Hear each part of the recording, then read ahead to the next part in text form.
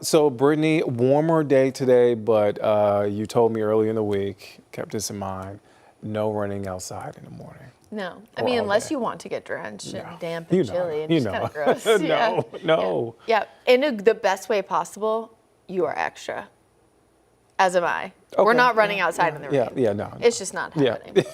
So if you were a runner, like sort of you probably don't want to run outside tomorrow morning. In fact, if you're out and about right now, you'll notice temperatures, while chilly, still pretty comfortable for January standards here in the Carolinas. But overnight, cloud cover continuously builds in, and we, of course, are tracking a cold air damming wedge setup for the first half of the weekend. So mild temps today, as Nick mentioned, 62 was the high. We're still in the mid-50s right now, but rain, that's going to be the name of the game for the early half of tomorrow. Now, with the temperatures staying really, really mild because of the clouds, that's going to be the case again overnight. Lows only falling to the mid-40s, upper 30s in the mountains. For comparison, folks, 44 the overnight low in Charlotte. Our average low this time of year is 32. It's freezing. So that's substantially warmer than normal. And again, it's all because of the clouds. But the clouds also come with that trapped cold air and eventually areas of light to moderate rain heading especially into tomorrow morning. I do think the best chance to see rain is about 1 a.m. to 9 a.m. Thankfully, a lot of this is time where folks are in bed still.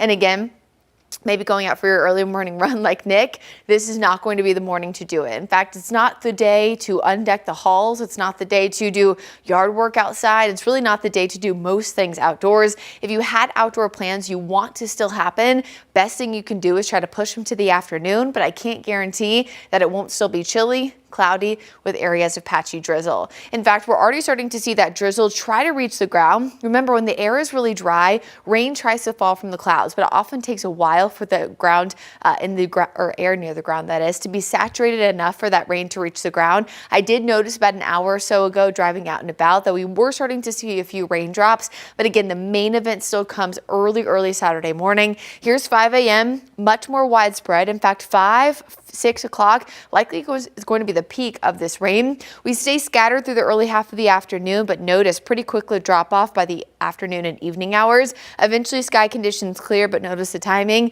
It will be much later than sunset. So again, the majority of the day, rain, especially early, and even when it's not raining, areas of drizzle, patchy fog, temperatures only in the 40s. Now, thankfully, you could see that wintry mix was all the way up in Virginia, so that's not going to impact us, not just the Piedmont, but including the mountains. So this time, winter weather, not an issue. Futurecast rainfall showing not a ton of accumulation with this system, but again, we'll take pretty much anything we can get.